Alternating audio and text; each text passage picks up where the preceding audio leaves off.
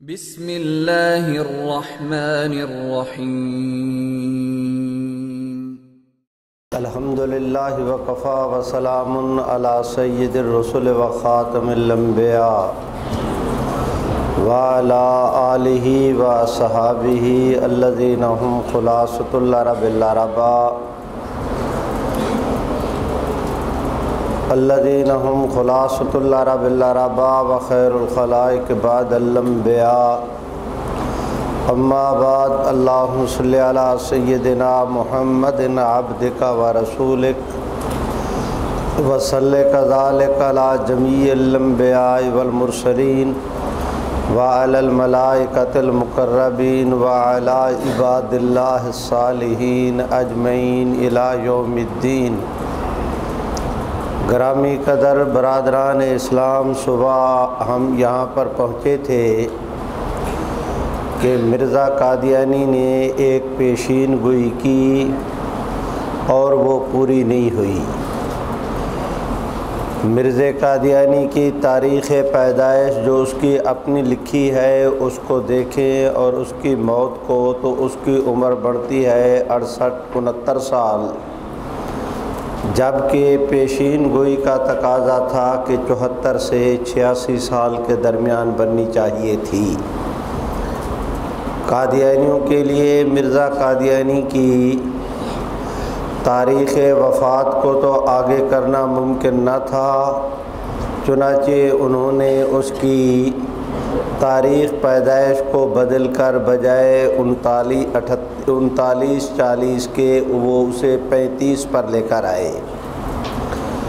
اس کی دلیل یہ، آج تک قادیانیوں کو ہم نے بارہا مناظرے میں کہا، آپ دوستوں کے سامنے بھی اس کا تذکرہ کر دیتا ہوں کہ پوری قادیانیت مل کر مرزا قادیانی کی زندگی کی کسی ایک قادیانی کی تحریر دکھا دیں، مرزا قادیانی کی زندگی میں کسی ایک قادیانی کی تحریر دکھا دیں جس میں اس نے لکھا ہو کہ مرزا قادیانی 35 میں پیدا ہوا، 1835 میں پیدا ہوا۔ مرزا قادیانی خود اور اس کی ساری جماعت مرزا کی زندگی میں جب بھی مرزا قادیانی کی تاریخ پیدائش کا کسی حوالے سے ذکر کرنا ہوا، سبھی یہی کہتے تھے کہ وہ 39-40 میں پیدا ہوا۔ مرنے کے بعد پوری قادیانیت نے سوچی سمجھی میٹنگ کرنے کے بعد ایک جھوٹ وضع کیا اور اس کے اوپر پوری قادیانیت نے اس جھوٹ کے اوپر اجماع کر لیا کہ مرزا قادیانی سن 35 میں پیدا ہوا تھا، تاکہ کسی طرح مرزا قادیانی کی پیشین گوئی پوری ہو جائے۔ اب میں درخواست کرتا ہوں کہ مرزا قادیانی نے 1839 یا 40 میں پیدا ہوا، اس کے بعد مرزا قادیانی گھر میں پڑھتا رہا۔ پھر خود مرزا قادیانی کہتا ہے کہ گھر میں اس کے لیے ٹیوٹر وغیرہ رکھے گئے جو آ کر گھر اس کو پڑھاتے تھے۔ ان میں مرزا قادیانی کے پڑھانے والوں میں جو اس کو آ کر پڑھاتے تھے اس کے اندر غیر مقلدین اساتذہ بھی تھے اور شیعہ بھی اور دوسرے حضرات بھی ہوں گے۔ ایک نہیں 3-4 آدمیوں کے پاس یہ پڑھتا رہا۔ اب میں درخواست کرتا ہوں کہ مرزا قادیانی نے معمولی شد بدھ تعلیم میں معمولی شد بدھ حاصل کرنے کے بعد کہ نہ پوری اسے انگریزی کی تعلیم تھی اور نہ پوری عربی کی تعلیم، صحیح معنوں میں نیم ملا خطرہ جان نیم حکیم، خطرہ جان نیم ملا خطرہ ایمان کا وہ مصداق تھا۔ برادران گرامی ذی وقار، اس کے بعد مرزا غلام قادیانی پھر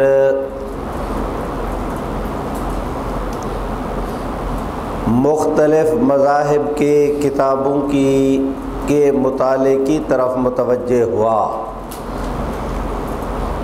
عرصہ تک مرزا قادیانی اپنے باپ کی زمینوں کی بحالی کے لیے اور جو شرکا تھے ان سے اپنے زمینوں کے کیس بیس لڑتا رہا، اور پھر اس دوران میں دادا کی پنشن لینے کے لیے وہ گیا۔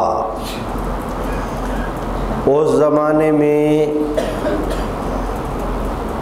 سستا زمانہ تھا، پیسے کی بڑی قدر و قیمت تھی۔ 1 آنا کا 1 کلو بکری کا گوشت ملتا تھا، جو اس وقت 400 روپے سے بھی مہنگا ہے۔ آج کا 1 آنا اس زمانے کا 400 روپیہ، تو مرزا قادیانی نے 900 روپیہ اس زمانے میں اپنے دادا کی پنشن کا، جو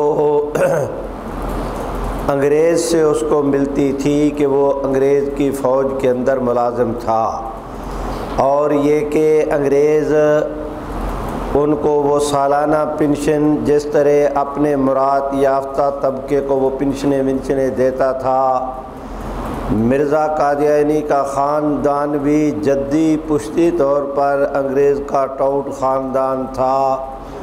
یہ وہ پیسے لینے کے لیے گیا تو مرزا قادیانی کا ایک چچا زاد بھائی تھا، مرزا امام دین اس کے ساتھ اس کا نام تھا، وہ بھی گیا، پنشن کی رقم لی، اور پھر خود مرزا قادیانی کے بیٹے نے مرزا قادیانی کی سیرت پر کتاب لکھی ہے، اس کا نام ہے سیرت المہدی۔ اس کے اندر وہ یہ تسلیم کرتا ہے کہ پنشن کی رقم لے کر امام الدین مرزا قادیانی کو ساتھ لے کر ادھر ادھر پھراتا رہا، اور وہ پنشن کی رقم ختم ہو گئی، ادھر ادھر پھرا۔ وہ بڑا تھا، مرزا قادیانی چھوٹا تھا۔ بڑی مشکل کے ساتھ اس زمانے میں مرزا قادیانی کی عمر بھی 18 سال تھی۔ لکھا ہے کہ ادھر ادھر پھراتا رہا، اور مارے شرم کے مرزا قادیانی پیسے ختم ہو گئے تو مارے شرم کے گھر آنے کی بجائے وہ سیالکوٹ چلا گیا۔ ادھر ادھر کا اب آپ حضرات خود اس کی شرح کر لیں۔ ادھر ادھر یعنی کبھی زیر کبھی زبر، جی ادھر ادھر، اور پھر مارے شرم کے۔ میری بات سمجھے ہو میاں؟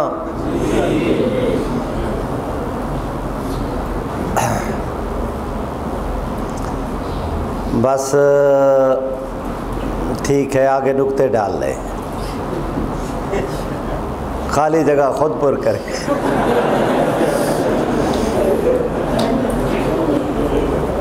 مرزا قادیانی کو وہ ادھر ادھر لے کر پھرتا رہا۔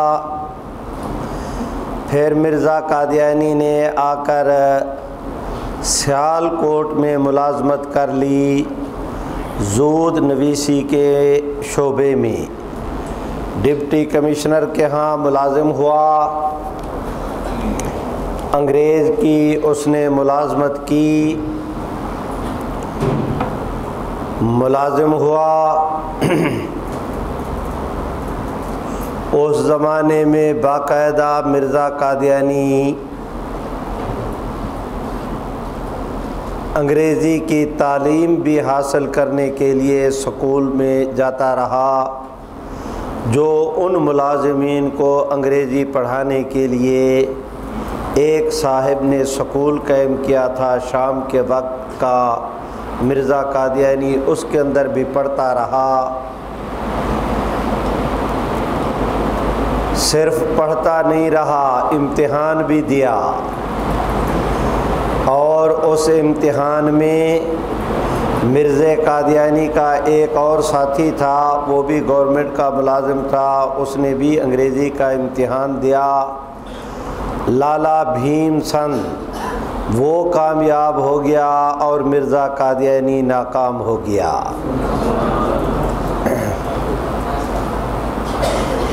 برادران عزیز،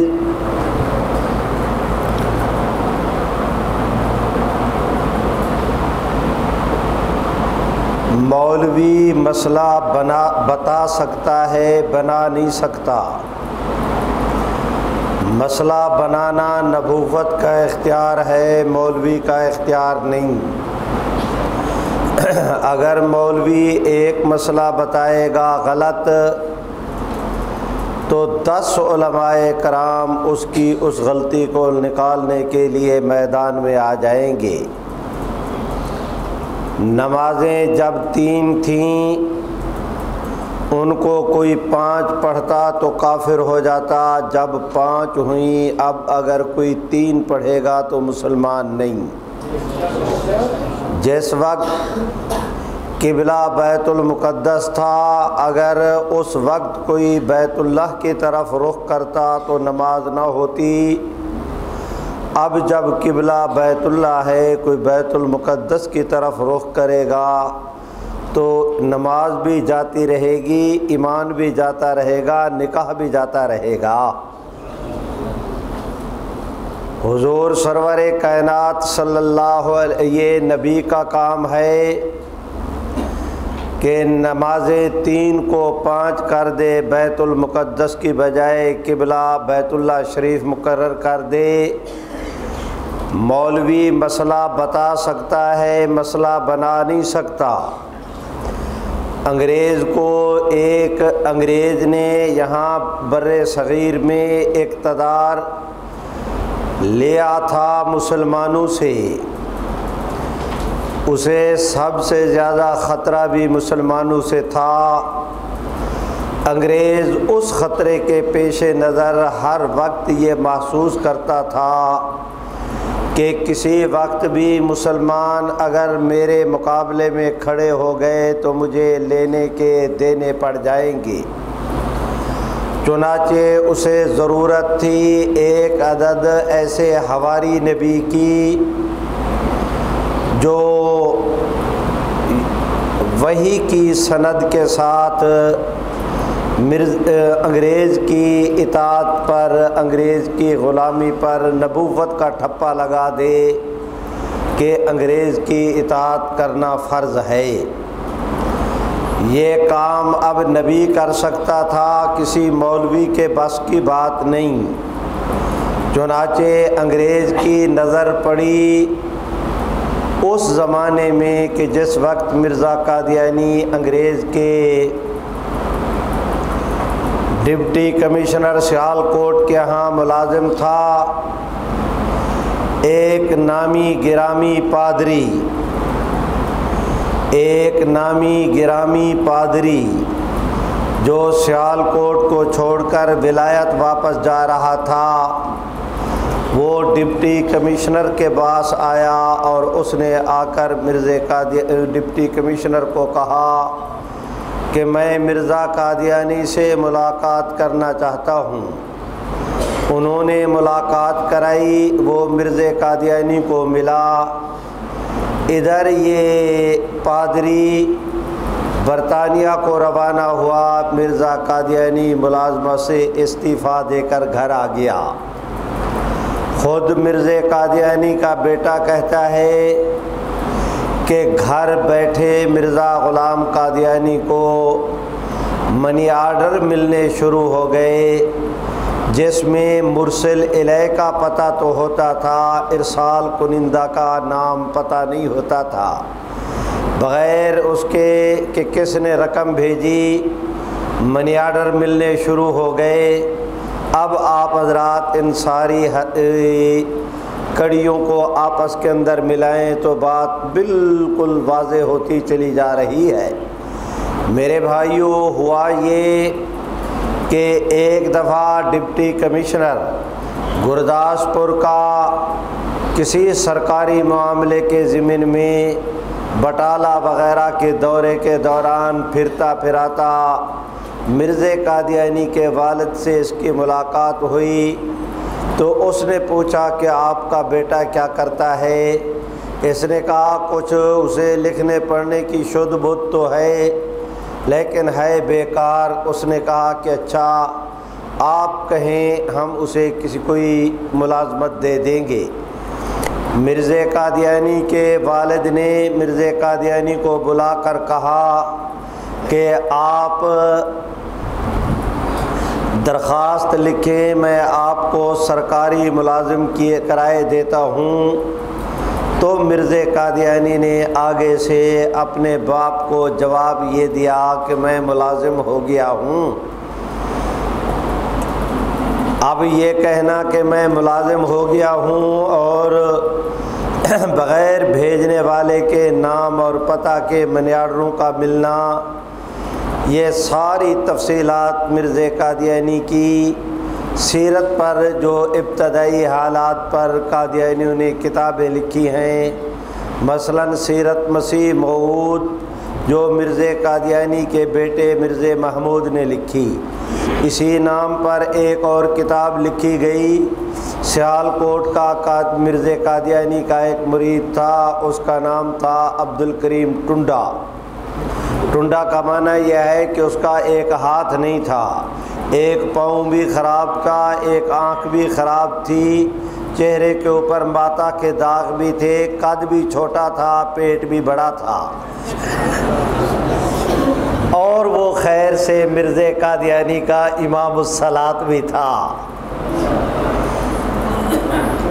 ویسے ایک آدمی قد چھوٹا ہو، پیٹ موٹا ہو، ایک آنکھ بھی نہ ہو، ایک ہاتھ بھی نہ ہو، ایک بازو بھی نہ ہو، وہ مرزا قادیانی کو نماز پڑھائے، ماشاءاللہ اس کے اندر خشوع خضوع بڑا پیدا ہوتا ہوگا۔ میرے بھائیوں اب توجہ کریں، مجھے بتایا گیا کہ یہ میری آواز میری بچیوں بیٹیوں بہنوں تک بھی جا رہی ہے۔ اچھا ہوا بتا دیا گیا، اس لیے میں بہت ہی تحفظات کے ساتھ گفتگو کر رہا ہوں، لیکن بعض چیزیں ایسی ضروری ہیں کہ آج تک کسی شریف آدمی نے ان کی وہ کیفیت نہیں دیکھی ہوگی جیسا کہ خود مرزا قادیانی کا ایک مرید تھا۔ مرزا قادیانی کا ایک مرید تھا،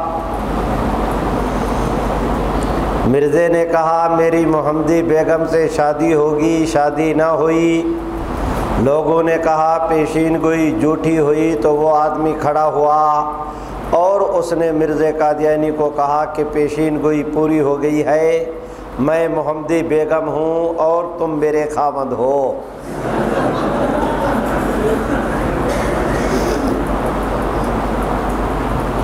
صاحب یہاں پر بھی یہاں تک معاملہ ہوتا تو چلو دبے لفظوں قادیانیت شاید ہضم کر لیتی۔ کہتے ہیں رب رسے مت کھسے، خدا جب ناراض ہوتا ہے عقل چھین لیتا ہے۔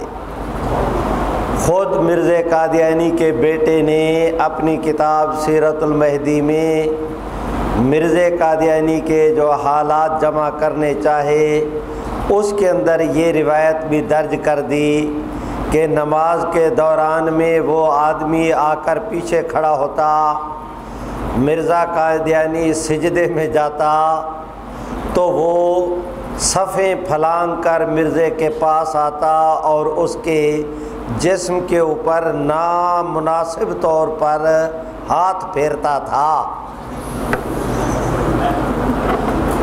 سجدے کی حالت میں پیچھے سے۔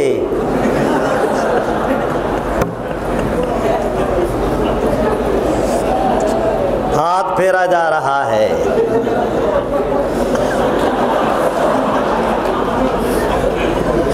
آج تک تک کسی شریف عام انسان کے ساتھ یہ نہیں ہوا جو مرزا قادیانی نبوت کا مدعی ہو کر جس کردار کا یہ مظاہرہ کر رہے ہیں۔ عزیز دوستو، نہ حیا نہ شرم، نہ دین کے نہ دنیا کے، نہ عقل نہ شکل نہ صورت نہ سیرت، نہ علم نہ عمل، نہ حیا نہ شرم، اور اس مرزا قادیانی کا دعویٰ یہ کہ میں محمد الرسول اللہ سے بھی افضل ہوں، معاذ اللہ۔ میرے بھائیو، اب میں آپ دوستوں کی خدمت میں عرض کرتا ہوں،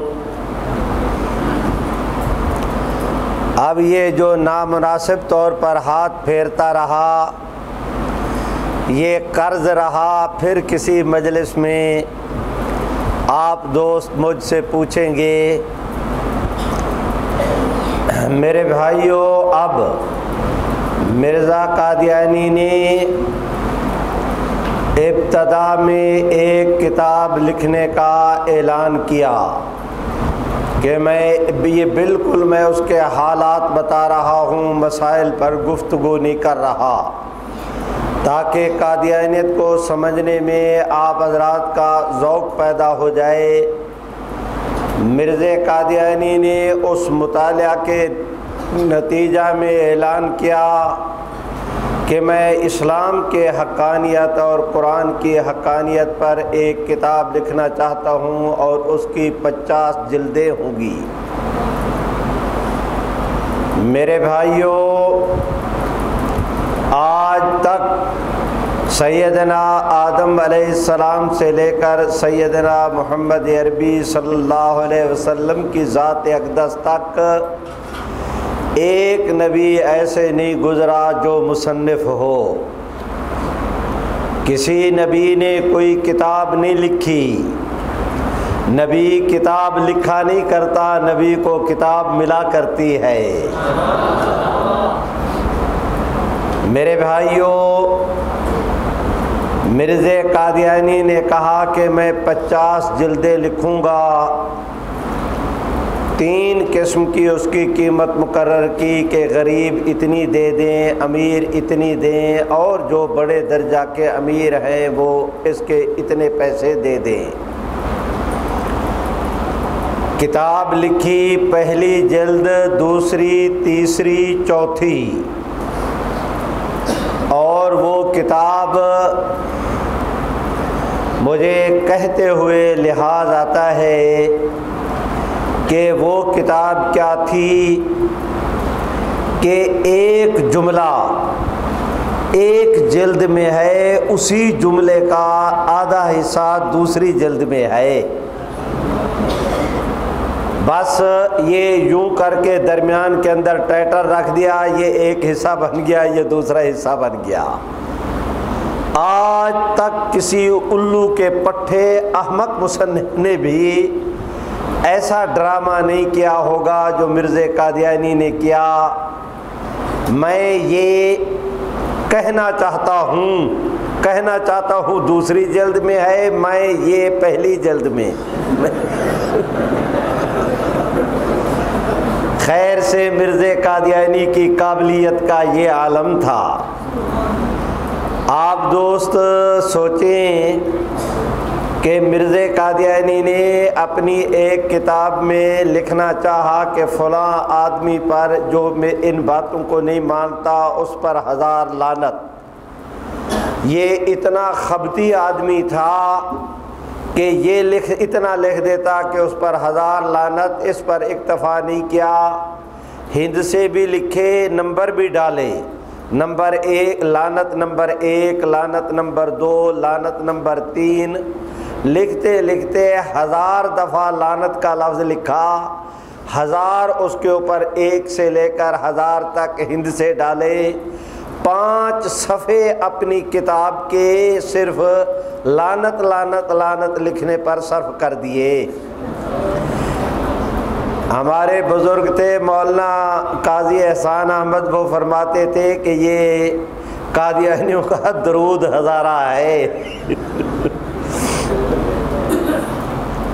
ماشاءاللہ یہ لعنت کی جو گردان چل رہی ہے، اگر خرچ اتنا ہے تو آمد کتنی ہوگی؟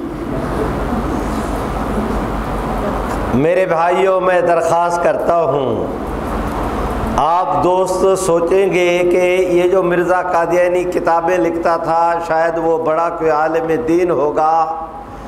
چلیں میں آپ کے اس نکتے کو بھی حل کیے دیتا ہوں۔ ایک کتاب حضرت امام احمد ابن حنبل کی جس کا نام مسند احمد ابن حنبل ہے، اس کی اب تخریج ہو کر آئی ہے، 50 جلسوں سے زیادہ پر وہ مشتمل ہے۔ ایک کتاب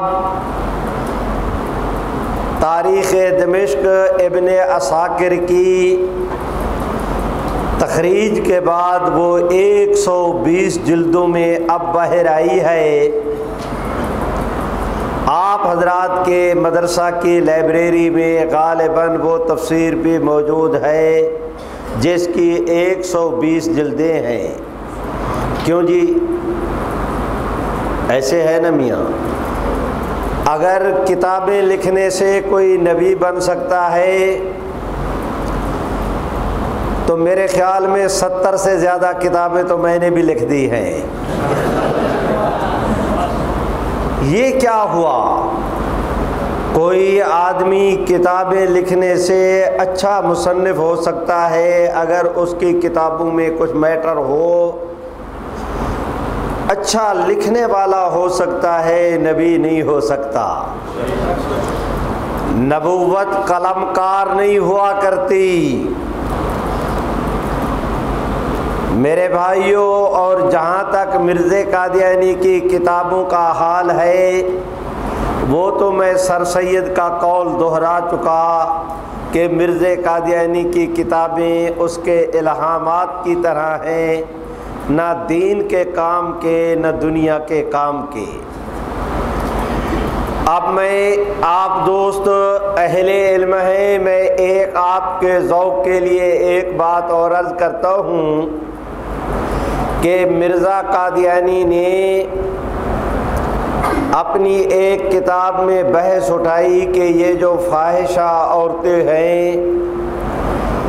یہ غیر محرم مردوں کے ساتھ غلط طور پر تعلق قائم کر کے ان سے بوس و کنار کرتی ہے، تو یہ عربی میں اس کو لکھنا چاہتا ہے، کہتا ہے وَبَعُوسُهُنَّ وَكِنَارُهُنَّ۔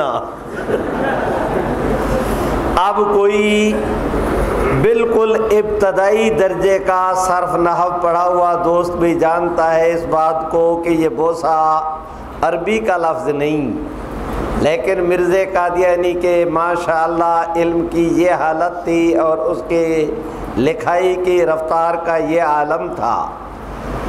50 کتابیں لکھنے کا وعدہ کیا، 4 کتابیں لکھیں، عرصہ تک لوگوں کو کتابوں میں پیسے لے لیے، 50 جلدوں کے کتابیں دیں، 46 کتابوں کے پیسے اس کے نام پبلک مطالبہ کرتی ہے، یہ ڈکار کے بیٹھ گیا، کتاب لکھنے کا نام نہیں لیتا، اور کتابیں لکھتا رہا، یہ کتاب نہ لکھی۔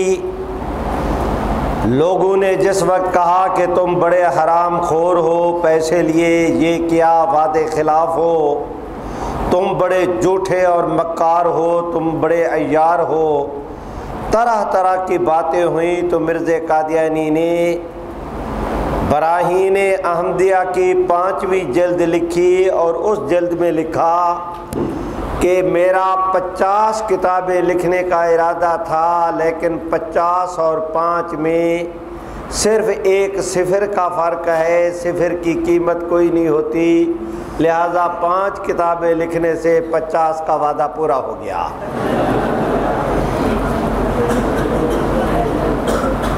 اب میری بات کو سمجھیں، اس الو باٹا کا یہ کہنا کہ صفر کی کوئی قیمت نہیں ہوتی، ہند سے لکھنے میں جتنی صفر کی قیمت ہے اتنی تو کسی اور ہندسے کی قیمت نہیں۔ اس صفر کو 1 کے ساتھ لگا دو اسے 10 بنا دے گی، 10 کے ساتھ لگاؤ اسے 100 بنا دے گی، 100 کے ساتھ صفر لگا دو یہ اس کو 1000 بنا دے گی، 1000 کے ساتھ صفر لگاؤ یہ اس کو 10,000 بنا دے گی، 10,000 کے ساتھ صفر لگاؤ یہ اس کو 1,00,000 بنا دے گی، لاکھ کے ساتھ صرف صفر بناؤ 10 لاکھ بنا دے گی، 10 لاکھ کے ساتھ ایک صفر لگاؤ کروڑ بنا دے گی۔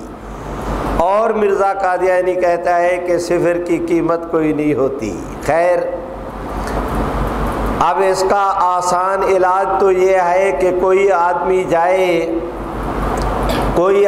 جائے نہیں۔ ہمارے بزرگوں نے کہا اور لوگوں نے تجربہ بھی کیا کہ ایک صاحب قادیانی کی دکان پہ گئے، اس سے 50 روپے لیے، ادائیگی کی تاریخ ہوئی فلاں تاریخ کو، یہ گئے، انہوں نے جا کر اس کو 5 دیے۔ اس نے کہا جی باقی، اس نے کہا جی وہ ایک صفر کی بات ہے وہ لگا لینا۔ اس نے کہا یہ کیا کرتے ہو؟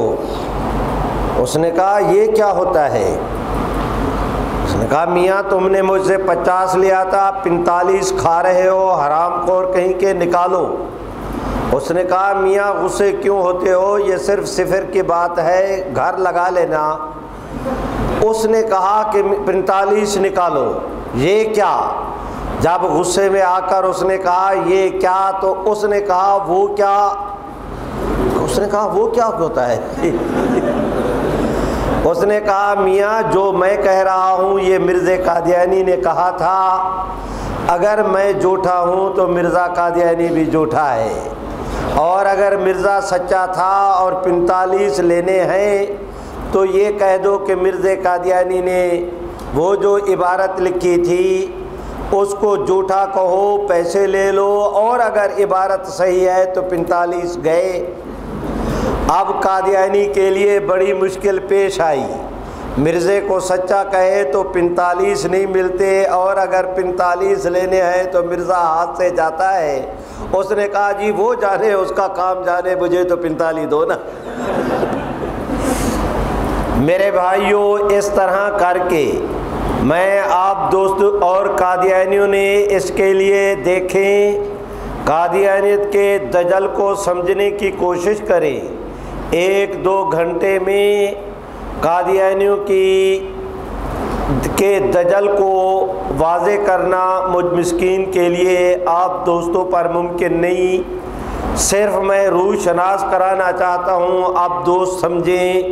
مثلاً اسی بات سے کہ قادیانیوں کو کہا گیا کہ مرزا قادیانی نے 50 کتابوں کے پیسے لیے، 5 کتابیں دیں، 45 کتابوں کے یہ پیسے کھا گیا تو یہ حرام خور تھا۔ قادیانی نے اس کا جواب دیا، جاگ رہے ہو؟ اس کا اس نے جواب، قادیانیوں نے جواب دیا، اور جواب یہ کہ اللہ تعالیٰ نے حضور پر نمازیں فرض کی تھی 50، اللہ نے 50 کو 5 کر دیا، مرزے نے بھی 50 کو 5 کر دیا، اس نے تو سنت اللہ پر عمل کیا ہے۔ سمجھے بھی ہو؟ اب میں آپ دوستوں کی خدمت میں عرض کرتا ہوں کہ قادیانیوں کے صرف اسی دجل کو سمجھے تو قادیانیت کی کمینگی آپ دوستوں پر واضح ہو جائے گی کہ ہمیشہ قیاس کرنے کے لیے مقیس اور مقیس علیہ کا ہم برابر ہونا ضروری، خالق کے کاموں کو مخلوق کے کاموں پر، مخلوق کے کاموں کو خالق کے کاموں پر قیاس کرنا، یہ قیاس مال فارق ہے، اور قیاس مال فارق حرام ہوتا ہے۔ اب کیا کیا جائے اس امر کا؟ نمبر 1 یہ جواب ہوا۔ دوسرا یہ کہ اللہ پاک پروردگار عالم نے نمازیں لینی تھیں، امت نے نمازیں دینی تھیں، لینے والے کو تو حق پہنچتا ہے کہ کہہ دے چلو میں نے تمہیں معاف کیا، دینے والے کو بھی حق پہنچتا ہے کہ وہ کہہ دے کہ چلو میں نے معاف کیا کہ میں اب 50 کی بجائے 5 دوں گا، دینے والے کو بھی حق پہنچتا ہے۔ اللہ تعالیٰ نے نمازیں پھر اللہ پاک تیسرا جواب یہ کہ اللہ پاک پروردگار عالم نے فرمایا کہ آپ کی امت نمازیں پڑھے 5 ثواب 50 کا دوں گا۔ اللہ فرماتے ہیں 5 2 50 لو، مرزا کہتا ہے 50 دو اور 5 لو۔ میں نے 3 جواب عرض کیے، آج تک کوئی قادیانی انشاءاللہ نہ ان کو توڑ سکا ہے اور نہ ان جوابات کو توڑ سکے گا۔ میرے بھائیو، اب آپ حضرات توجہ کریں کہ مرزا قادیانی نے اسی اپنی کتاب براہین احمدیہ میں، جو اس کی پہلی کتاب تھی، قرآن مجید سے استدلال کر کے کہا کہ حضور آخری نبی ہیں، حضور کے بعد جو نبوت کا دعویٰ کرے وہ کافر ہے۔ اپنی اسی کتاب میں کہا کہ قرآن مجید کی یہ آیت کریمہ کہتی ہے کہ حضرت عیسیٰ علیہ السلام جب دوبارہ اس زمین کے اوپر نزول فرمائیں گے، دوبارہ تشریف لے آئیں گے، تو دین اسلام جمیع آفاق اور اقطار کے اندر پھیل جائے گا۔ اس میں اپنی پہلی آسمانی کتابوں میں، پہلی اپنی تصنیف میں قرآن مجید، آسمانی قرآن مجید کی آفاقی آیات مبارکہ کے حوالے سے خود مرزا قادیانی تسلیم کرتا ہے کہ حضور آخری نبی ہیں، اور یہ کہ حضرت عیسیٰ علیہ السلام قرآن مجید کے نقطہ نظر سے دوبارہ اس دنیا میں تشریف لائیں گے۔ جس وقت مرزا قادیانی یہ کتاب لکھ رہا تھا، اس وقت اپنے آپ کو مامور من اللہ بھی کہتا تھا، اپنے آپ کو مجدد بھی کہتا تھا، اپنے آپ کے متعلق وہ یہ بھی کہتا تھا کہ مجھے ملہم ہوں، مجھے الہام ہوتے ہیں۔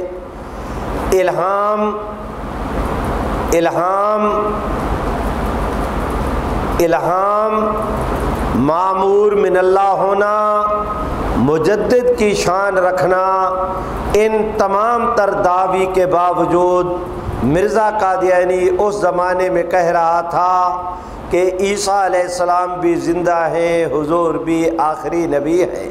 میرے بھائیوں، اب میں آپ دوستوں کی خدمت میں عرض کرتا ہوں کہ جس وقت مرزا قادیانی کی یہ کتاب سامنے آئی، اس وقت ہمارے بزرگان دین میں سے علماء لدھیانہ، مولانا محمد لدھیانوی، مولانا عبد القادر لدھیانوی اور مولانا محمد لدھیانوی، ان 3 حضرات نے مرزا قادیانی کی یہ خود ساختہ الہام پڑھنے کے بعد کہہ دیا کہ یہ مرزا قادیانی ملحد ہے، یہ زندقہ کی طرف جا رہا ہے، اس کا راستہ نہ روکا گیا تو یہ ارتداد اختیار کر لے گا۔ چنانچہ انہوں نے ابتدا میں اس کے متعلق کہہ دیا کہ یہ ملحد اور زندیق ہے، یہ مسلمانوں کے زمرے میں شامل نہیں۔ میرے بھائیوں، ایک اور بزرگ تھے حضرت مولانا غلام دستگیر صاحب، یہ مولانا غلام دستگیر قصور کے تھے۔ انہوں نے مرزا قادیانی کے ان الہامات کو پڑھنے کے بعد مرزا قادیانی کو خط لکھا کہ تم مجھے وقت دو، میں تمہارے ساتھ دو بدو بیٹھ کر روبرو، زانو بزانو، شانہ بشانہ تمہارے سامنے بیٹھ کر میں مرزا کا تمہارے الہامات پہ تمہارے ساتھ گفتگو کرنا چاہتا ہوں، لیکن مرزا قادیانی کو سامنے آنے کی جرأت نہیں ہوئی۔ میرے بھائیوں، تب انہوں نے مولانا غلام دستگیر نے فتویٰ مرتب کر کے عرب کے علماء کو بھیجا۔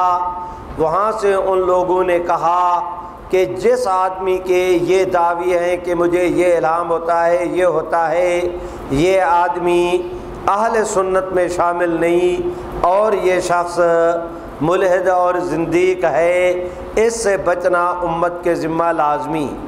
مولانا غلام دستگیر صاحب جس زمانے میں مرزا قادیانی کے متعلق فتوے منگوا رہے تھے، یہ وہ دور مولانا عبداللہ لدھیانوی، مولانا غلام دستگیر اور لدھیانے کے علماء مرزا قادیانی کے مقابلے میں خم ٹھوک کر میدان میں آ گئے تھے۔ اس زمانے میں اہل حدیث مکتب فکر کے عالم دین مولانا محمد حسین بٹالوی وہ مرزا قادیانی کی صفائی کے وکیل کا کردار ادا کر رہے تھے، اور مرزا قادیانی کے ان تمام تر خود ساختہ الہامات کو وہ تعویل کے چکر میں گول کر کے نکال دینا چاہتے تھے کہ کسی طرح پاس ہو جائے۔ اور اس زمانے میں انہوں نے براہین احمدیہ پر ایک تقریر بھی لکھی، اور وہ تقریر آج تک وہ تقریر وہ بالکل گلے کے اندر اٹکی ہوئی ہے کہ اس میں بہت ساری اس نے مرزا قادیانی کی تائید اور حمایت بھی کی، لیکن اس کریم کے کرم کے اپنے فیصلے ہوتے ہیں۔ ادھر علماء کرام کھڑے ہوئے، مرزا قادیانی لدھیانے میں آیا تو علماء نے لدھیانے کے اندر اسے مناظرے کا چیلنج دیا۔ ادھر کریم نے کرم کیا کہ مولانا غلام دستگیر کا وہاں سے فیصلہ وہ فتوے آ گئے۔ فتوے آنے کے بعد ان حضرات کی کمال دیانت دیکھیں کہ انہوں نے فتوے کو شائع نہیں کیا۔ اس زمانے کے جو رئیس نامی گرامی تھے ان کو انہوں نے کہا کہ آپ مرزا قادیانی کے ساتھ رابطہ قائم کریں، میرے پاس فتوے بھی آ گئے ہیں، میری اپنی رائے بھی ہے کہ مرزا قادیانی کفر کے راستے پر چل نکلا ہے، یہ میرے ساتھ بیٹھ کر مناظرہ کر لے، اگر توبہ کرتا ہے تو میں فتویٰ شائع نہیں کرتا، اور اگر مرزا قادیانی توبہ نہیں کرتا تو پھر میں مجبور ہوں گا کہ ان تمام تر فتویٰ جات کو چھاپ دوں۔ ادھر اللہ نے کرم کا معاملہ کیا کہ محمد حسین بٹالوی پر بھی حقیقت منکشف ہو گئی، اس نے بھی اعلان کر دیا کہ مرزا قادیانی کافر ہے۔ اب وہی جو اس کے حامی تھے وہ بھی اس کے مخالف قرار پائے، اس کی تفصیلات ہیں، میں ان تفصیلات میں نہیں جا رہا، مجھے اور آگے بہت سارا سفر کرنا ہے۔ میرے بھائیوں، اس زمانے میں جب کہ مرزا قادیانی نے ابھی تک جھوٹی نبوت کا دعویٰ نہیں کیا تھا، جھوٹے موٹے اور دعوی کر رہا تھا، ابھی نبوت کا دعویٰ نہیں کیا تھا صراحت کے ساتھ، اس زمانے میں حضرت حاجی امداد اللہ مہاجر مکی یہاں سے تشریف لے گئے حجاز مقدس۔ حضرت حاجی مولانا پیر مہر علی شاہ صاحب یہاں سے سفر کر کے حجاز مقدس گئے۔ حضرت حاجی امداد اللہ مہاجر مکی رحمہ اللہ حجاز مقدس میں پہلے تشریف فرما تھے۔ حضرت حاجی امداد اللہ کی ان سے ملاقات ہوئی۔ مولانا پیر مہر علی شاہ صاحب گولڑوی کو حضرت حاجی صاحب نے پہلی مجلس میں بیعت بھی کیا، خلافت بھی دی۔ اب آپ دوست سمجھیں، یہ یار لوگوں نے اپنی گفتگو کی وجہ سے یہ بہت سارا خلیج حائل کر دی، ورنہ یہ حضرت مولانا پیر مہر علی شاہ صاحب گولڑوی اور حضرت مولانا محمد قاسم نانوتوی یہ دونوں ایک استاذ کے شاگرد ہیں، اور ان کے وہ یہ شاگرد ہیں حضرت مولانا احمد علی محدث سہارنپوری کے۔ مولانا احمد علی محدث سہارنپوری وہ ہیں جو مظاہر العلوم کے بانی مبانی بھی رہے۔ اب میں آپ حضرات سے درخواست کرتا ہوں، اور وہ آگے چل کر ان کا سلسلہ پہنچتا ہے حضرت شاہ عبدالعزیز محدث دہلوی کے ساتھ۔ میرے بھائیوں، اب آپ حضرات توجہ کریں، حضرت مولانا رشید احمد گنگوہی حضرت مولانا محمد قاسم نانوتوی، یہ دونوں بھی خلیفہ ہیں حضرت حاجی امداد اللہ کے، اور پیر مہر علی شاہ صاحب گولڈوی بھی خلیفہ ہیں حضرت حاجی امداد اللہ کے۔ ایک اور ہمارے پنجاب کے اندر لڑی نکلتی ہے، یہ جو توسا والے حضرات ہیں، میری مراد حضرت خواجہ سلیمان توسوی، حضرت خواجہ سلیمان توسوی سے بیعت، یہ آپ کے سیال شریف والے، سیال شریف سے بیعت تھے حضرت پیر مہر علی شاہ صاحب گولڈوی رحمہ اللہ۔ اب میں آپ حضرات سے درخواست کرتا ہوں کہ پیر مہر علی شاہ صاحب کا ایک سلسلہ وہ ہے اور ایک سلسلہ یہ ہے، اور رب کریم کی شان بے نیازی آپ حضرات میرے متعلق چاہیں جو رائے قائم کریں، لیکن یہ حقیقت ہے کہ میرے نزدیک جس آدمی نے ساری زندگی میں مرزا قادیانی کے خلاف ایک قدم بھی اٹھایا ہے، میں آج بھی اسے امت کا محسن سمجھتا ہوں۔ میری یہ رائے ہے، رائے غلط ہو سکتی ہے، اختلاف کرنا آپ دوستوں کا حق ہے۔ میں دیکھتا ہوں کہ وقت آیا تو یہی اپنا توسا والے، یہی سیال شریف والے، اور میں دیکھتا ہوں کہ خود حضرت پیر مہر علی شاہ صاحب زندگی بھر مرزا قادیانی کے مقابلے میں سینہ تان کے بہادروں کی طرح کھڑے رہے۔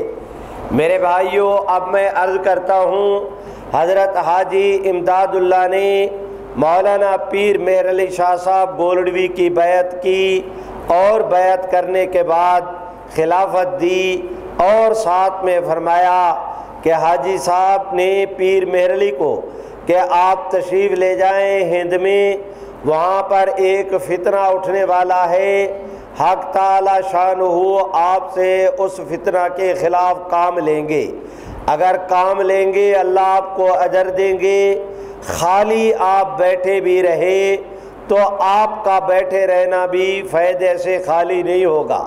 حضرت حاجی صاحب کہتے ہیں میں واپس آ کر میری توجہ نہ گئی کہ فتنے سے مراد کیا ہے، حتیٰ کہ مرزا قادیانی نے نبوت کا دعویٰ کیا تو خواب میں مجھے رحمت عالم کی زیارت ہوئی، اور حضور علیہ السلام نے فرمایا مہر علی شاہ مرزا قادیاں بمقراض الہاد احادیث من را پارا پارا میں کرد باتو خاموش نشستائی۔ حضرت کہتے ہیں کہ مجھے رحمت عالم نے ارشاد فرمایا کہ مہر علی شاہ مرزا قادیانی بے دینی کی کینچی لے کر میرے دین کے ٹکڑے کر رہا ہے اور تم خاموش بیٹھے ہو۔ میرے بھائیوں، تب امت مسلمہ نے اس کے خلاف جد و جہد کی۔ میرے بھائیوں، جماعتی حیثیت میں آگے چل کر یہ اعزاز حاصل ہوا حضرت مولانا سید محمد انور شاہ کشمیری کو۔ حضرت مولانا سید محمد انور شاہ کشمیری نے مولانا محمد یوسف بن نوری، مولانا بدر عالم میرٹھی، مولانا محمد ادریس کاندھلوی، مولانا سید عطا اللہ شاہ بخاری، مولانا مفتی محمد شفیع، حضرت مولانا مرتضیٰ حسن چاند پوری جیسے عظیم مناظر، وہ علامہ شبیر احمد عثمانی اور مولانا ثناء اللہ امرتسری، ان حضرات کو انہوں نے میدان کے اندر اتارا، اور ایک تازہ دم فوج کے یہ جرنیل مرزا قادیانی کے مقابلے میں آئے تو مرزا قادیانی کو ان سے جان چھڑانا مشکل ہو گئی۔ اس کی تفصیلات ہیں، اور ان تفصیلات کو بیان کرنا اس مختصر وقت میں مجھ مسکین کے لیے ممکن نہیں۔ میرے بھائیوں، اجتماعی تو انفرادی طور پر فتوے آتے رہے۔ مولانا وہ غلام دستگیر نے بھی فتویٰ جاری کیا۔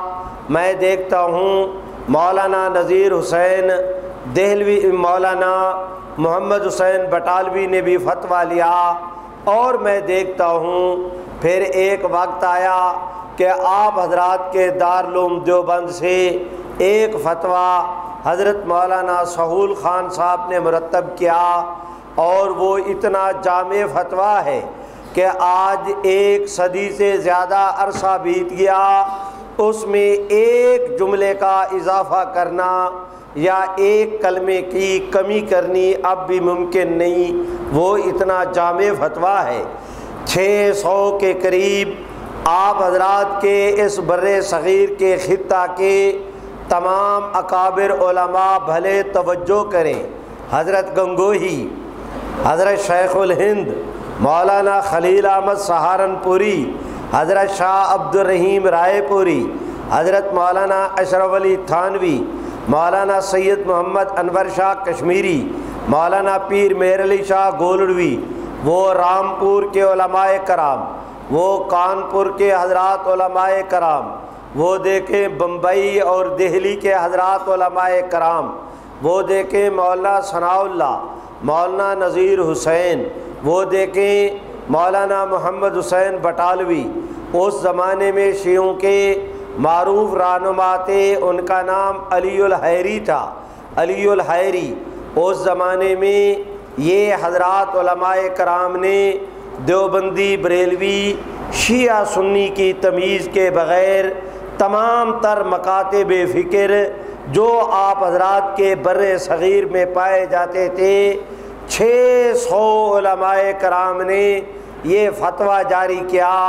کم از کم آج کی زبان میں یہ کہتا ہوں کہ آج اس فتوے پر بر صغیر کے علماء کرام کا اجماع منعقد ہوا اس بات پر کہ مرزا قادیانی اور اس کے ماننے والے کافر ہیں۔ میرے بھائیوں، اس کے بعد پھر عدالتی سطح پر جد و جہد شروع ہوئی۔ بہاولپور کی بات نہیں کر رہا، میں بھاگلپور کی بات کر رہا ہوں۔ وہاں پر ایک کیس چلا، ماریشس کے اندر ایک کیس چلا، ڈیرہ غازی خان کے اندر ایک کیس چلا، بہاولپور کے اندر ایک کیس چلا۔ اس میں حضرت مولانا مفتی کفایت اللہ، حضرت مولانا ابو الوفا شاہ جہان پوری، حضرت مولانا مفتی محمد شفیع، خود مولانا سید محمد انور شاہ کشمیری، اور پتہ نہیں امت کے مولانا محمد حسین کولو تارڑ پوری، پتہ نہیں امت کے کون کون سے حضرات اس کے اندر شریک ہوئے۔ آپ حضرات جہاں بیٹھے ہیں یہ اس کو ضلع لگتا ہے سرگودا کا، اسی سرگودے کے ضلع میں ایک قصبہ ہے، اس کا نام ہے بھیرا۔ یہ مرزا قادیانی کا نام نہاد جو پہلا خلیفہ تھا نور الدین، وہ بھی بھیرے کا رہنے والا تھا۔ برادران عزیز، اسی بھیرا میں ایک بزرگ عالم دین تھے، حضرت مولانا ظہور احمد بگوی، میرے استاد حضرت مولانا لال حسین اختر اور مولانا ظہور احمد بگوی، مولانا عبد الرحمن میانوی، مولانا مفتی محمد شفیع صاحب سرگودا کے جو شاگرد تھے مولانا سید محمد انور شاہ کشمیری کے، اور ایک اور بزرگ تھے، اب ان کا نام مجھے بھول رہا ہے، وہ خوشاب کے تھے، میں نے ان کی زیارت بھی کی ہے۔ یہ 4 قادیانیوں نے 5-6 اپنے مبلغین کی ایک ٹیم بھیجی کہ اس خطے کا تم سروے کر کے قادیانیوں کے مرزا قادیانی کے متعلق جلسے کرو، ماحول پیدا کرو، علماء کو چیلنج دو، تمہارے مقابلے میں کوئی نہ آئے تو اپنی فتح کے شادمانے بجاؤ۔ مولانا ظہور احمد بگوی کو پتہ چلا، انہوں نے علماء کرام کی ایک ٹیم تیار کی، جہاں قادیانی وہاں یہ پہنچ جاتے۔ اب قادیانیوں نے آج مثلاً سفر کرنا ہے، ان کو پتہ نہیں کہ کل یہ کہاں جائیں گے، چنانچہ پہلے قادیانی اسٹیشن سے ٹکٹ لیتے، یہ حضرات اسٹیشن پر چلے جاتے اور اسٹیشن ماسٹر کو کہتے کہ وہ سامنے جو کھڑے ہیں جہاں کا ٹکٹ انہوں نے لیا ہے وہاں کا ٹکٹ ہمیں بھی دے دو۔ اس جذبے کے تحت اس جذبے کے تحت مقابلہ کیا۔ قادیانیوں نے 2-3 جگہ وہ سمجھتے علماء کرام کی ایک ٹیم آفت بن کر ان کے پیچھے پیچھے، ان کو جان چھڑانی مشکل ہو گئی۔ وہ جہاں سٹیج لگاتے یہ مقابلے میں لگا لیتے، وہ ایک کہتے یہ 10 سناتے، ان کو چیلنج کرنے تو درکنار جان چھڑانی بھی مشکل ہو گئی۔ قادیانیوں نے پھر چکر کیا کہ ان کو کہا کہ ہم نے مثلاً ٹکٹ لیا بھلوال کا اور اتر گئے کوٹ مومن، انہوں نے بھی بھلوال کا ٹکٹ لے لیا، اب یہ بھلوال جا رہے ہیں، وہ کوٹ مومن اتر گئے، یہ پھر بھلوال سے واپس آتے اس اسٹیشن پر آ کر کوٹ مومن سے پوچھتے کہ قادیانی کدھر گئے؟ انہوں نے کہا فلاں گاؤں میں۔ وہاں کے مسلمان پریشان کہ قادیانیوں نے جلسہ قائم کر لیا، اب ہمارے پاس ٹیم کوئی نہیں، ہم ان کا جواب دیں تو کیا؟ وہ پریشان، ادھر دیکھا کہ علماء کی بغیر کسی دعوت کے جماعت آ رہی ہے۔ میرے بھائیوں، ایسے بھی ہوا کہ قادیانیوں نے مناظرے کے چیلنج کیے خود خوشاب میں، وہ ایک جگہ ہے کچا مجوکا، وہاں پر خوشاب میں سرگودا میں جہاں قادیانیوں نے مناظرے کے چیلنج کیے، یہ حضرات مناظرے میں آئے۔ اس زمانے میں مناظرے کی کتابیں لکھی گئیں۔ آپ دوستوں کو یہ جان کر خوشی ہوگی کہ الحمدللہ اس 150 سالہ دور میں قادیانیت کے خلاف جو اہم ترین کتاب کے لکھے گئے اور زندگی میں ایک بار شائع ہوئے اور پھر شائع نہیں ہوئے، میں مسکین کو اللہ نے یہ توفیق بخشی کہ ایک ایک رسالہ ایک ایک ورقہ جمع کر کے 56 جلدوں پر مشتمل احتساب قادیانیت ہم نے مرتب کر دی، اور ابھی تک یہ کام باقی ہے۔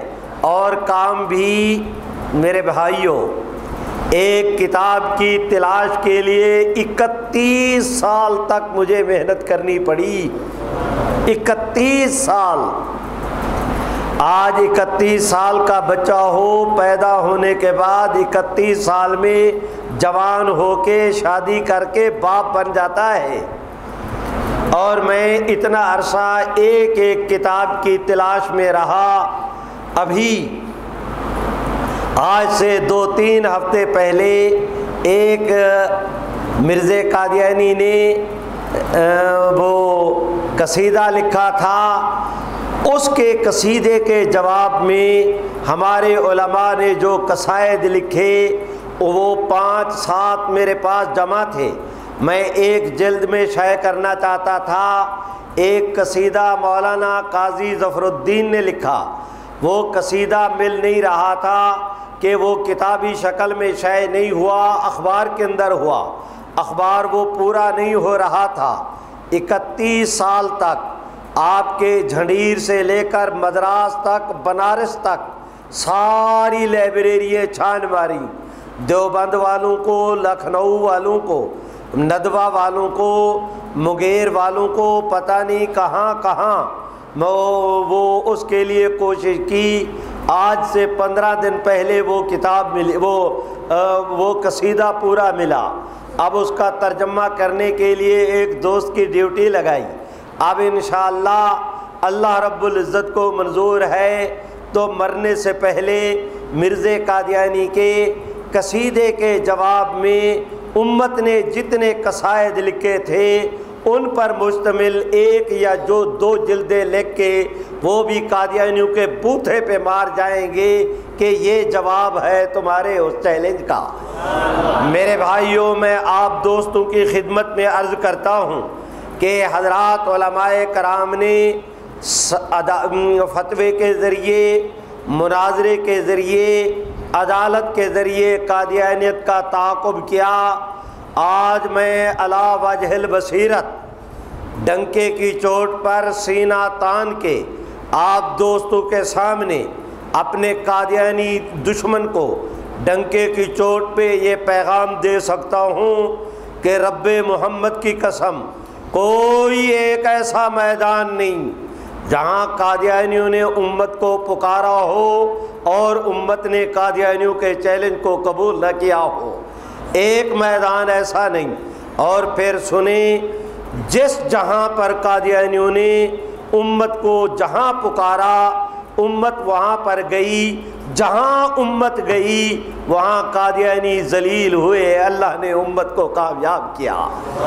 ایک میدان ایسا نہیں بھائیو، جاگ رہے ہو، ایک میدان ایسا نہیں، نہ تحریر کا، نہ تقریر کا، نہ مناظرے کا، نہ تبلیغ کا، نہ چیلنج کا، نہ تحریک کا، نہ مومنٹ کا، نہ عدالت کا، نہ فتوے کا، نہ مقامی عدالتوں کا، نہ سپریم کورٹ کا، نہ ممبر و محراب کا، نہ نیشنل اسمبلی کا۔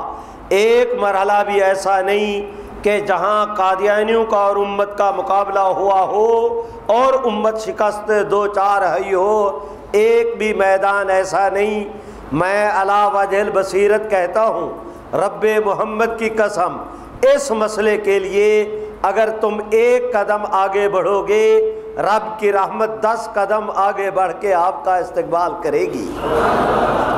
میرے بھائیوں ذرا توجہ کریں، پھر ایک وقت آیا کہ آپ حضرات کا پاکستان بنا۔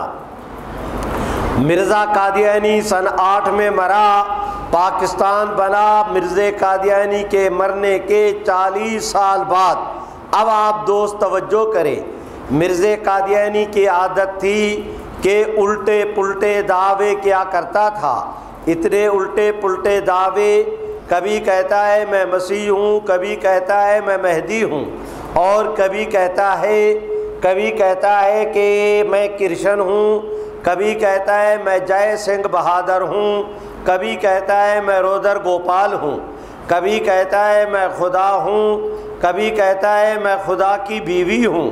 مجھے شرم آتی ہے مرزا قادیانی کی ان کفریہ عبارتوں کو پیش کرنے کی۔ میرے بھائیوں، اس وقت میں آپ کو تاریخ کے اس مرحلے سے گزارنا چاہتا ہوں کہ قادیانیت کے خد و خال آپ کے سامنے آ جائیں۔ مرزا قادیانی ایک ہمارے بزرگ تھے، وہ جمعیت علماء اسلام کے ساتھ وابستہ حضرت مولانا شمس الحق اخوانی، حضرت مولانا محمد شریف کشمیری رحمہم اللہ کے وہ شاگرد تھے، بڑے منطقی اور فلسفی عالم دین تھے۔ ان کا نام تھا، سندھ کے رہنے والے تھے، ان کا نام تھا سائیں مولانا عبدالغفور قاسمی، بڑے بزلہ سنج آدمی، بہت ہی پتے کی باتیں خوش طبی میں کہہ جاتے تھے۔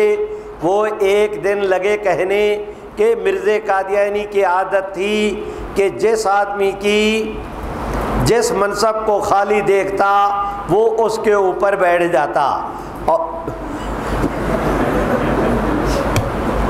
سمجھے ہو کہ مرزا قادیانی جو فارغ دیکھتا اس پر بیٹھ جاتا۔ اور میرے خیال میں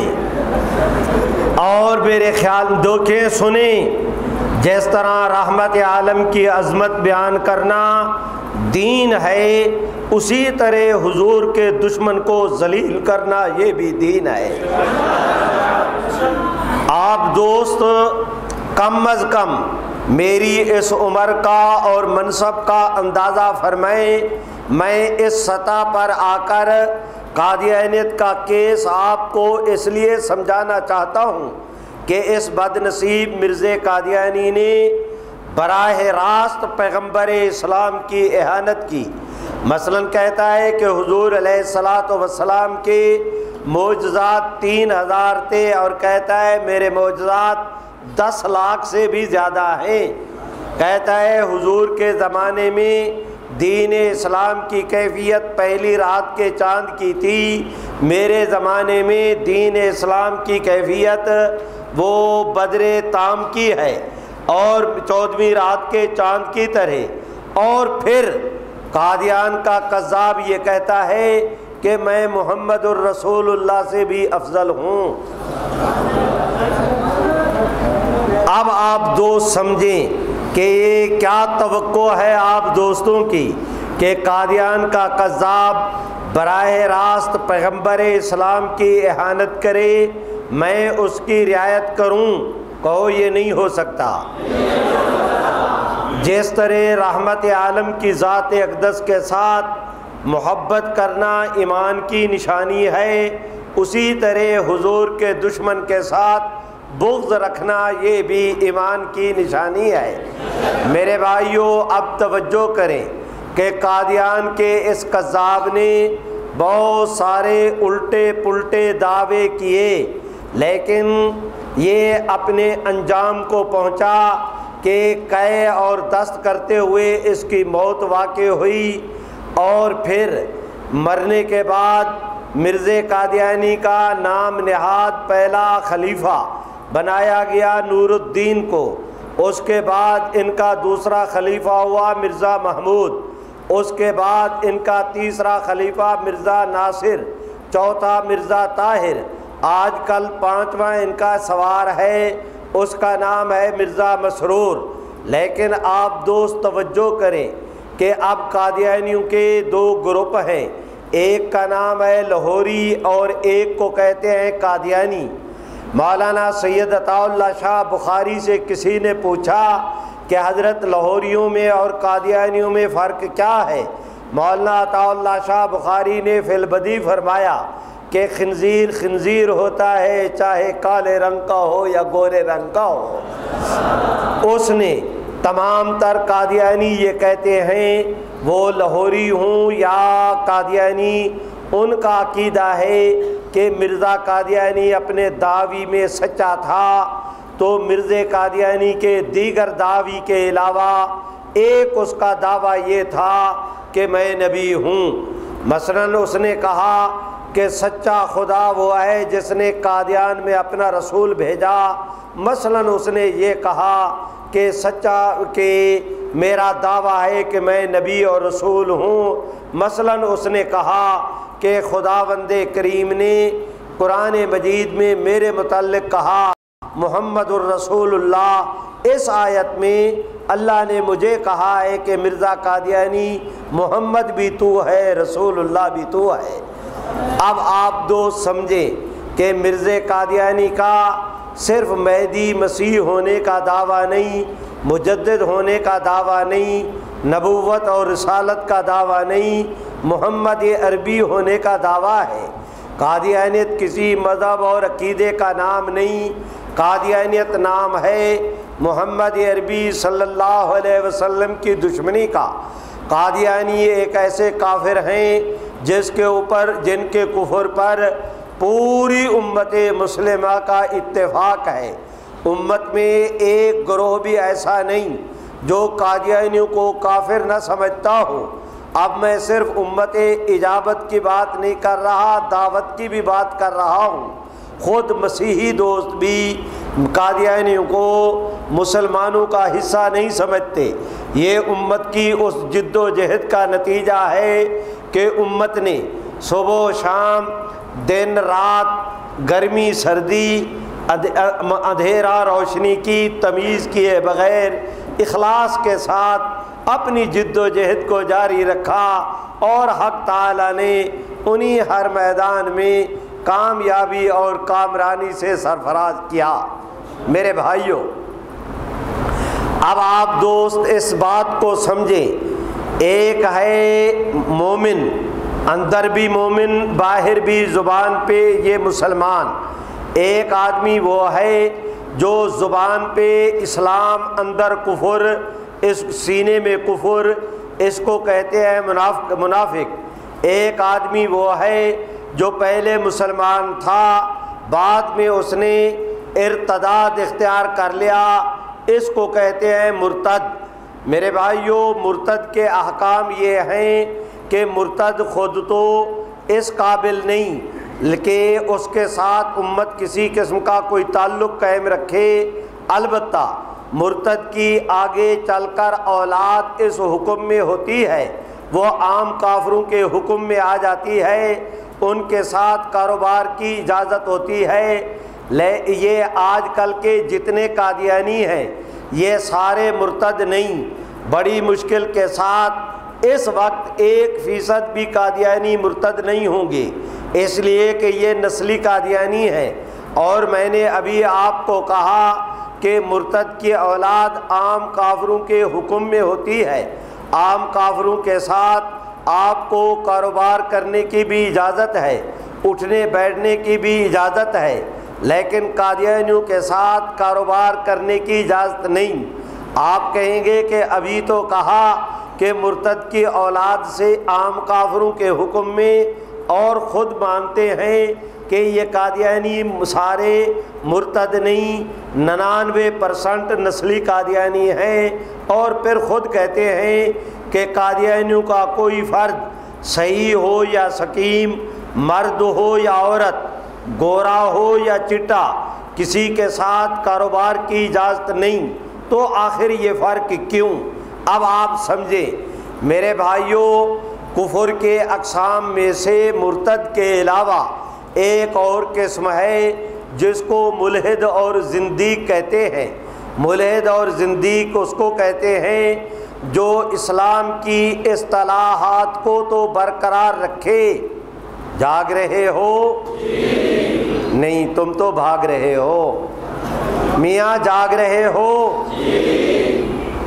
زندیق اس کو کہتے ہیں جو اسلام کی اصطلاحات کو برقرار رکھے لیکن اس کے مفہوم، معنی اور مراد کو بدل دے، اس کو کہتے ہیں زندیق۔ جیسے اسلام، اس سے مراد قادیانیت، رسول، اس سے مراد مرزا غلام احمد قادیانی، محمد الرسول اللہ، اس سے مراد مرزا قادیانی، صحابہ مرزا قادیانی کے دیکھنے والے، خلیفہ اول نور الدین، خلیفہ ثانی مرزا محمود۔ اب مسلمان جو مرزا قادیانی کو مانے، اب آپ دیکھیں اہل بیت یعنی مرزا کا خاندان، اب آپ دیکھیں کہ مسلمان، اسلام، صحابہ، اہل بیت، نبی اور رسول محمد الرسول اللہ، یہ خالصتاً مسلمانوں کی اصطلاحات تھیں۔ قادیانیوں نے ان اصطلاحات کو برقرار رکھا لیکن اس کے مفہوم، معنی اور مراد کو بدل دیا۔ اسلام سے مراد قادیانیت، مسلمان وہ جو مرزا قادیانی کو مانے، انہوں نے اسلام کی اصطلاحات، صحابہ سے مراد مرزا قادیانی کے دیکھنے والے، یہ اصطلاحات اسلام کی تھیں، ان اصطلاحات کو برقرار رکھا، اس کے مفہوم، معنی اور مراد کو بدل دیا۔ تمام تر قادیانی جو آج قادیانی ہوا یا 500 نسلوں سے وہ قادیانی چلا آ رہا ہے، یہ تمام تر قادیانی یہی کام کرتے ہیں۔ اس لیے قادیانی زندیق اور ملحد ہیں، اور ایک قادیانی کا اس کے اندر استثناء نہیں۔ جس طرح مرتد کے ساتھ کاروبار کی اجازت نہیں، فقہا نے زندیق اور ملحد کے احکام مرتد سے بھی زیادہ سخت لکھے ہیں۔ بعض حضرات کا، ائمہ کا قول یہ ہے کہ مرتد کی تو توبہ قبول ہے، زندیق کی توبہ بھی قبول نہیں۔ 3 امام کہتے ہیں کہ زندیق کی توبہ قبول نہیں، ایک امام کہتے ہیں کہ اگر وہ گرفتاری سے پہلے توبہ کر لے تو قبول، گرفتاری کے بعد 4 ائمہ کا اتفاق کہ زندیق کی توبہ قبول نہیں۔ یہ تمام تر قادیانی زندیق ہیں، ان کے ساتھ اٹھنا بیٹھنا، میل ملاقات قادیانیوں کے ساتھ کرنی روا نہیں۔ میرے بھائیوں، اب میں آپ دوستوں کی خدمت میں عرض کرتا ہوں، ایک وقت تھا کہ آپ کے پاکستان میں قادیانیوں کو کافر کہتے تھے تو کیس بنتے تھے۔ جاگ رہے ہو؟ ایک وقت تھا کہ پاکستان میں قادیانیوں کو کافر کہتے تھے تو کیس بنتے تھے۔ آج اللہ نے اتنا حالات کو بدلا، الحمدللہ تو کہہ دو۔ آج اللہ نے حالات کو اتنا بدلا کہ ملک کا صدر اور پرائم منسٹر صدارت اور وزارت کی کرسی پر اس وقت تک نہیں بیٹھ سکتے جب تک کہ اپنے حلف نامہ میں حضور کی ختم نبوت کا اقرار نہ کریں اور مرزے کے کفر کا اعلان نہ کریں۔ ایک وقت تھا کہ منبر پہ بات کہنی مشکل تھی، ایک وقت آیا کہ وہی نعرہ قومی اسمبلی کے اندر لگا، وہی سینٹ کے اندر لگا۔ ایک وقت آیا کہ کعبہ کے دیواروں کے سائے میں پوری دنیا کے مسلمانوں کی تنظیمیں جمع ہوئیں اور انہوں نے قادیانیت کے کفر پر پورے عالم اسلام کا اجماع منعقد ہوا۔ آج الحمدللہ پوزیشن یہ ہے کہ روز بروز قادیانیت اپنی موت کی طرف جا رہی ہے۔ پچھلے مہینے کی بات ہے، مجھے ایک دوست نے فون کر کے بتایا کہ صرف آزاد کشمیر کے ایک گاؤں میں 60 قادیانیوں نے قادیانیت ترک کر کے اسلام قبول کیا ہے۔ ابھی آپ حضرات کے ملک میں بلدیاتی الیکشن ہونے تھے، گورنمنٹ نے ختم نبوت کا حلف نامہ حذف کر دیا، حالانکہ کینڈیڈیٹوں میں وہ ضروری تھا۔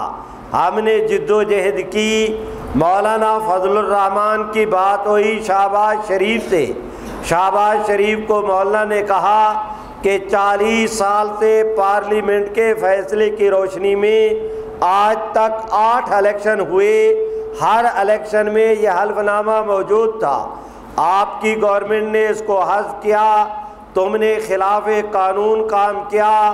کوئی شخص یہ سمجھتا ہے کہ بغیر ختم نبوت کے حلف نامے کے الیکشن ہو جائے گا، ہم نہیں ہونے دیں گے۔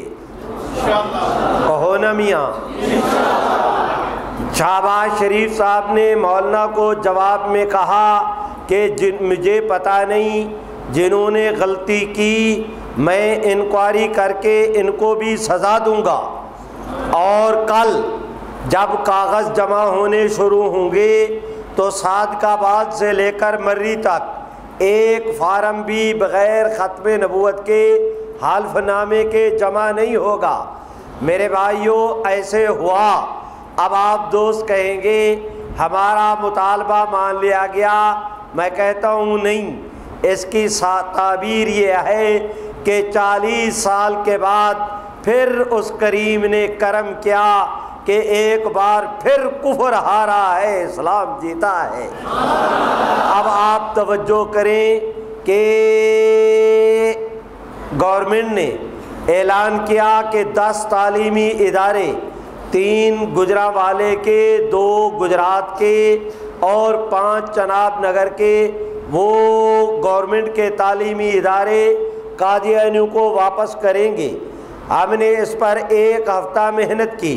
مولانا سمیع الحق ملنے کے لیے گئے نواز شریف کو، نواز شریف صاحب نے کہا کہ مولانا میری طرف سے اخبارات کو بیان دے دیں، ایسے نہیں ہوگا، آپ کہیں گے مطالبہ مانا گیا، میں کہتا ہوں ایک دفعہ پھر کفر ہارا ہے، اسلام جیتا ہے۔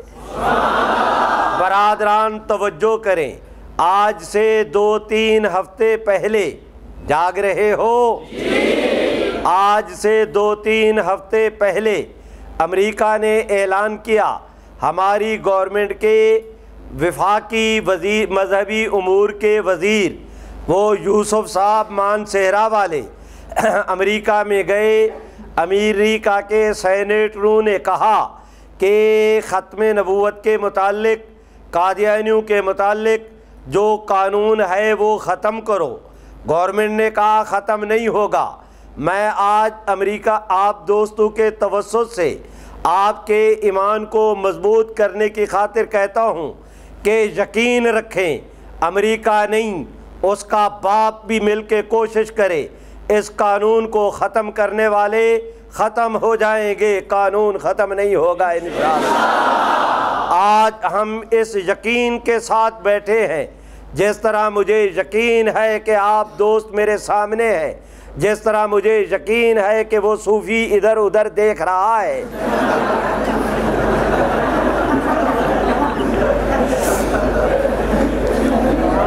یہ شریف آدمی ہے۔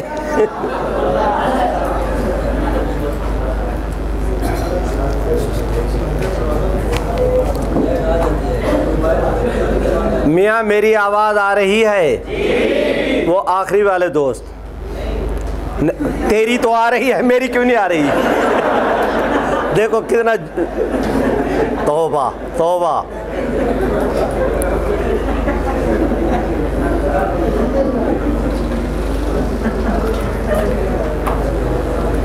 مرزا کی جہالت کے باوجود پادری نے مرزا کو اپنے مشن کے لیے کیوں چنا؟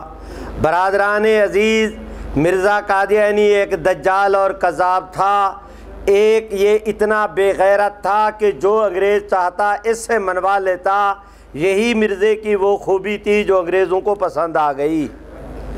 شیزان یہ قادیانیوں کی کمپنی ہے اور اس کی جتنا پرافٹ ہوتا ہے وہ قادیانیت کی تبلیغ پر خرچ ہوتا ہے۔ قادیانی اشیاء کا بائیکاٹ کرنا مسلمانوں کے ذمہ ہے۔ میرے لیے خصوصی دعا فرمائیں، اللہ تعالیٰ آپ سب حضرات کو، ہم سب کو آخری وقت تک رحمت عالم کی عزت و ناموس کے لیے کام کرنے کی توفیق عطا فرمائیں۔ اگر قادیانیت کا مطالعہ کرنا ہو تو اس کے لیے کون سی کتاب موضوع ہے؟ حضرت مولانا حضرت شیخ الہند رحمۃ اللہ علیہ کے شاگرد تھے حضرت مولانا ابو القاسم رفیق دلاوری۔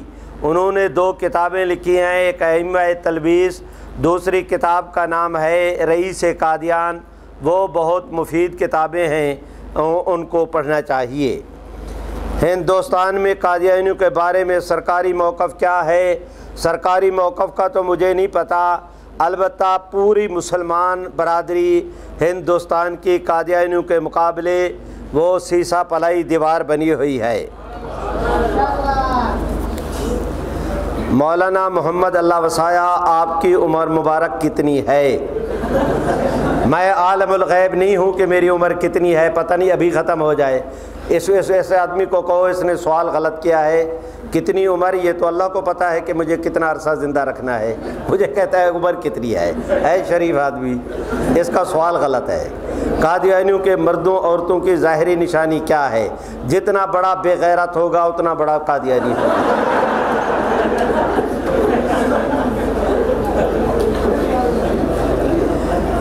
اچھا جی، یہ کہتے ہیں کہ امام ابو حنیفہ ارشاد فرماتے ہیں کہ جھوٹے مدعی نبوت سے اس کے دعوی نبوت کی دلیل طلب کرنا کفر ہے۔ تو جو مناظرے ہوتے ہیں ان میں تو فریق مخالف سے دلائل طلب کیے جاتے ہیں، تو یہ کیسے جائز ہوا؟ میرے بھائیوں، من طالب منہ علامت، یہ امام ابو حنیفہ رحمہ اللہ کے حوالے سے الخیرات الحسان کے اندر عبارت ہے کہ ایک شخص نبوت کا دعویٰ کرے، من طالب منہ علامت النبوت فقد کفر، یہ امام صاحب کا قول ہے۔ ہمارے حضرات کہتے ہیں کہ کسی جھوٹے مدعی نبوت سے اس کے دعوی نبوت کی دلیل طلب کرنا اس حوالے سے کہ اگر کوئی اس میں معقولیت ہوئی تو ہم غور کریں گے، اس حوالے سے دلیل طلب کرنا تو کفر ہے۔ اس حوالے سے دلیل طلب کرنا کہ اس کی تردید کر کے میں انہیں ذلیل کروں گا، اس کی گنجائش ہے، اور مناظرہ اسی غرض سے ہوا کرتا ہے۔ استاذ محترم، کسی قادیانی کو قتل کرنا جائز ہے؟ اس صوفی کو کہو مجھے اپنی شکل تو دکھائے، کیا کرتے ہو، کیا کرتے ہو؟ اپنے کام سے کام رکھو۔ کسی آدمی جس کے اوپر ارتداد ثابت ہو جائے اس کو پبلک کو سزا دینے کی اجازت نہیں۔ چور کے متعلق حکم یہی ہے کہ ہاتھ اس کے کاٹے جائیں، لیکن عدالت فیصلہ کرے گی، حکومت عمل کرے گی۔ پبلک میں سے کسی آدمی کو اجازت نہیں کہ وہ حدود کے احکامات جاری کرے۔ ویسے جو گرجتے ہیں وہ برستے نہیں۔ جس نے یہ مسئلہ پوچھا ہے یہ اس قابل ہے کہ ہم سارے مل کر کہیں کہ اس نے غلطی کی، اللہ اس کو ہدایت نصیب فرمائے۔ یہ کہتے ہیں قادیانی زندیق ہیں، تو پھر قادیانی مسلمان کیسے ہوتے ہیں؟ ان کے اسلام کو ہم لوگ قبول کیوں کرتے ہیں؟ برادران عزیز، میں درخواست کرتا ہوں کہ وہ ائمہ کا یہ کہنا کہ اس کی توبہ قبول نہیں، یعنی اس کے اوپر حد لاگو ہوگی، کیس چلے گا، عدالت ان کو سزا دے گی، عدالت انہیں معذور قرار نہیں دے سکتی، سزا دینے میں وہ ان کے احکام ہیں۔ آپ کے ہمارے ملک میں چونکہ شریعت ملک مسلمانوں کا ہے، حکمران بھی مسلمان ہیں، لیکن شریعت لاگو نہیں، اس لیے اب جو قادیانی توبہ کریں ان کی توبہ پر اعتبار کر کے ان کو اپنے قریب کرنا، جتنا آپ اپنے قریب کریں گے اتنی قادیانیت کو گزند پہنچے گا، ان کو نقصان پہنچے گا، مسلمان مضبوط ہوں گے، تو اس کی اجازت ہے۔ قادیانیوں سے علاج معالجہ کرانا جائز ہے یا نہیں؟ پانی نہ ملے تو زہر پینا جائز ہے؟ بولتے نہیں۔ پانی نہ ملے تو زہر پینا جائز ہے؟ اگر مسلمان ڈاکٹر نہ ہو تو قادیانی ڈاکٹر سے علاج کرانا بھی جائز نہیں۔ اب یہ کیا حضرت، یہ اور یار خدا کا خوف کرو، بڈھا آدمی تم نے اتنی چٹیں پکڑا دیں۔ عین قادیانیت میں لکھا ہے کہ قادیانی کی سزا قتل ہے، تو پاکستان میں اوے شریفو کیا کرتے ہو تم؟ ایک ہے شریعت کا مسئلہ، جب کہتے ہیں کہ مرتد کی سزا یہ ہے تو اس کے اوپر کیس چلے گا، عدالت میں گواہ بھگتیں گے، عدالت فیصلہ کرے گی، گورنمنٹ اس کو سزا دے گی۔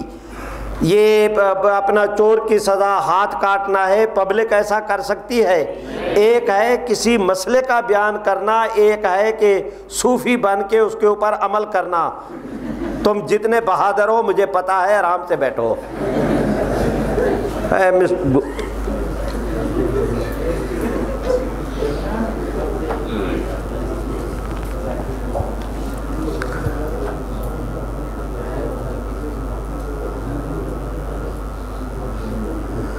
آپ نے پوری تقریر میں مفتی محمود کا نام نہیں لیا۔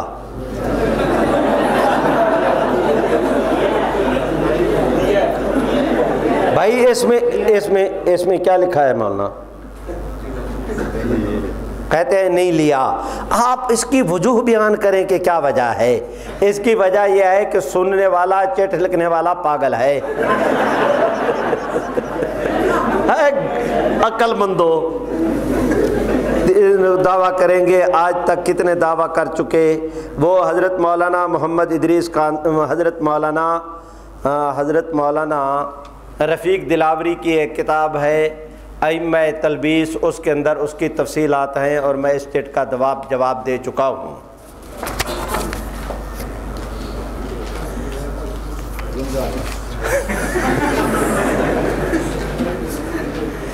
یہ ایک ایسا سوال ہے کہ میں اس کا جواب دوں تو چٹ لکھنے والے کا نکاح فاسد ہو جائے گا۔